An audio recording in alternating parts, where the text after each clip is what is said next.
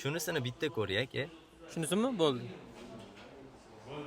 Aka, shunisi zo'r ekan. Nech pul? Bu soatimiz $450. Komol, Iye, bormisan? yaxshimisan? Tuzukmisan? Rahmat. Qurilishlardan boshqa joyda ham ko'radigan kun bor ekan-u sani. Ha. Bilasan-ku, tirikchiligim shundan.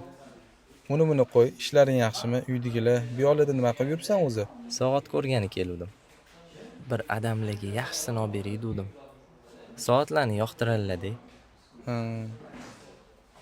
Yaxshi o'ylabsan. Qani, yurchi do'stim? Obbo do'stim, yaxshi o'ylabsan lekin. Shu bitta gap aytsam, xafa bo'lmaysanmi? Sani sharoitingni bilaman. O'zingni qiynab nima qilasan? Shu arzonrog'idan olib berib tursang ham, hali ishlaring yaxshi bo'lib ketganda yaxshilardan olib berasan. Bu ham shu narsa shu vaqt ko'rsatadi. Yana xafa bo'lmang gaplarimga. To'g'ri. Sharoitim yaxshi emas. Ishlarim ham zo'r emas. Lekin ota-onam yonimda.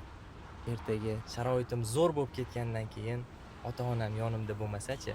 Ota-onam yonimda bo'lmasa-chi? Sen menga oltinga teng maslahatlar berding do'stim. Men ham sendagi holatimda, sendagi o'ylaganimda balki yaxshilik qilib qo'ygan bo'lardim ota-onamga. Men ulgurmadim. Sen ulgurib qol do'stim. Unda bitta ish qilamiz. Nodir, ha aytgancha, o'zimizning do'kon, rizqimizni terib yuramiz shu yerda. Mana xo'jayin. Rahmat. Men bu boya ko'rgan soating. Do'konimizni meni nomimdan Adilaga sovg'a. Chin dildan do'stim.